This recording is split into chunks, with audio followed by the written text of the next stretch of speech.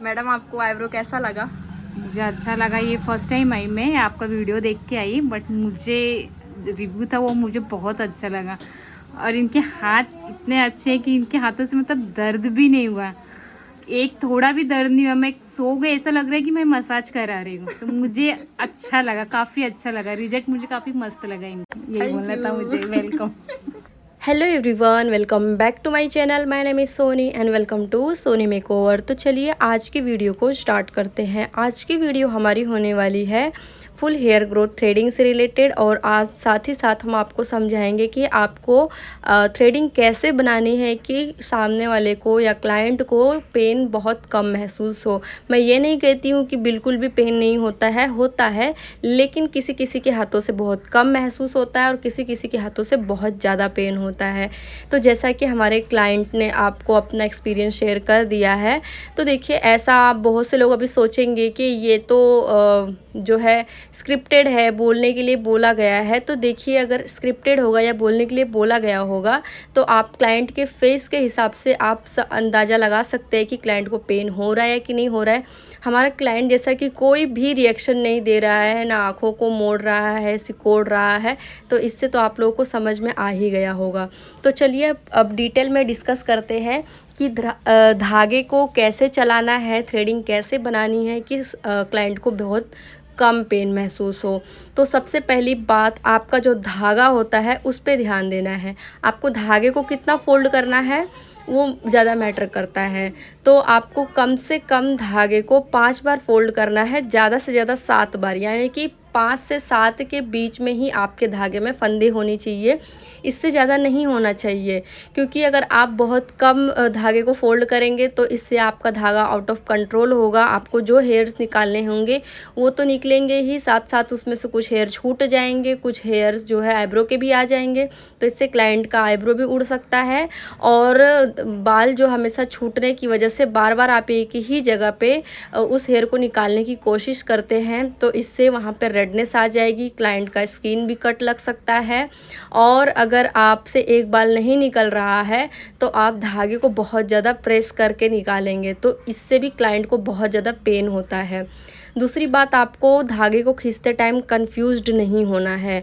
तो इससे भी बहुत फ़र्क पड़ता है। अगर आप बहुत कंफ्यूज्ड है कि अरे आगे का जो हमारे आईब्रो का हेयर है वो ना निकल जाए, और बीच में आप छोड़ देते हैं, या फिर कुछ लोगों के साथ में ये भी होता है कि बालों को फंसा लेंगे और खींच के फिर छोड़ देंगे, यानी कि धागा बाल जो होंगे वो तन जाएंगे लेकिन उखड़ेंगे नहीं, उसी पे छोड़ देते, तो भी इससे क्लाइंट को पेन होता है।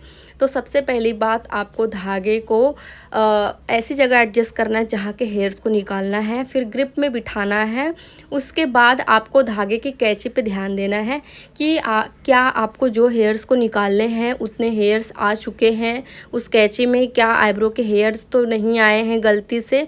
जब आप इसे कंफर्म कर लेते हैं तो आपको बिना अपने हाथों को मूवमेंट में लाए आपको मुंह का धागा खींच लेना है, ठीक है। और खींचते टाइम अपने हाथों को पुश करना है। ये डिपेंड करता है कि आप ऊपर की आईब्रो में शेप दे रहे हैं या फिर नीचे की आईब्रो में। अगर आप ऊपर की आईब्रो में शेप दे रहे हैं तो आपके दोनों हाथों को पुश फोरहेड की साइड करना है क्लाइंट के। अगर नीचे की साइड कर रहे हैं तो लिप्स के एरिया के साइड में आपको पुश करना है, इससे बहुत कम महसूस होता है पेन।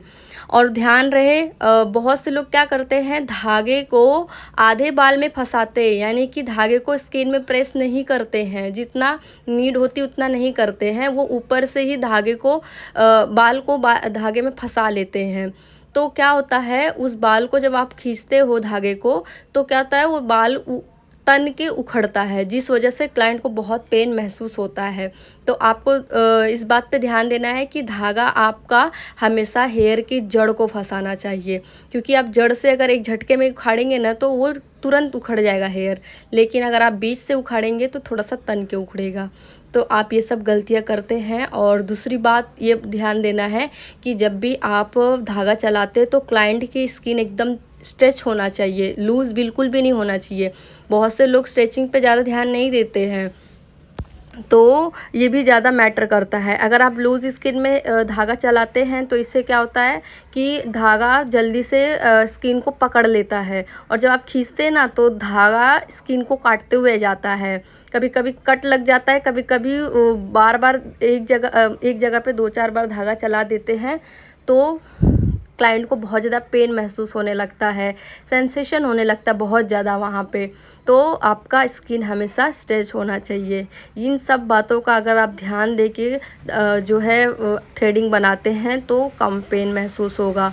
और दूसरी बात, जब आप धागा खींचते हैं तो एकदम झटके में खींचना है, अचानक से खींचना है, स्लो बिल्कुल भी नहीं खींचना है। झटके में खींचोगे अचानक से निकल जाएगा हेयर, लेकिन स्लो खींचोगे तो एक एक बाल जब उखड़ेंगे तो क्लाइंट उस दर्द को महसूस करेगा। 1 निकला, 2 निकला, ऐसे करके बहुत देर तक उसको पेन महसूस होगा एक धागे के खींचने में, ठीक है। तो देखिए, देखते देखते हमारा जो है थ्रेडिंग बन गया है। अब हम रीचेक कर रहे हैं। जहाँ से आपको मोटा पतला लगे वहाँ से आपको हेयर्स को मोटे जगह को निकाल देना है, और दोनों आईब्रो को सामने से खड़े होके देखना है कि कोई आईब्रो एक दूसरे से मोटी पतली तो नहीं दिख रही है, तो उसको बैलेंस में लाना है। अब देखिए, हमने जो है थ्रेडिंग बना ली है, रीचेक कर रहे हैं। तो इस वाली आईब्रो में थोड़ा सा हमें मोटापा ज़्यादा दिखाई दे रहा था, तो रीज़न भी देखना है कि कैसे मोटापा ज़्यादा आ रहा है। तो हेयर जो थे ना, एक से लंबे ज़्यादा हेयर थे, इस वजह से वो आईब्रो जो है मोटी दिखाई दे रही थी। तो देखिए, अब ये रहा हमारा फाइनल रिज़ल्ट। आप लोग को ये वीडियो समझ में आई है कि नहीं आई है, कमेंट करके ज़रूर बताना। और नेक्स्ट वीडियो कौन से टॉपिक पे चाहिए, आपका क्या कंफ्यूजन है वो कमेंट में बता दीजिएगा, ताकि मैं नेक्स्ट वीडियो में उससे रिलेटेड हम डिस्कशन कर सकें। तो चलिए, अब मिलते हैं किसी नेक्स्ट वीडियो में, तब तक के लिए बाय बाय, टेक केयर।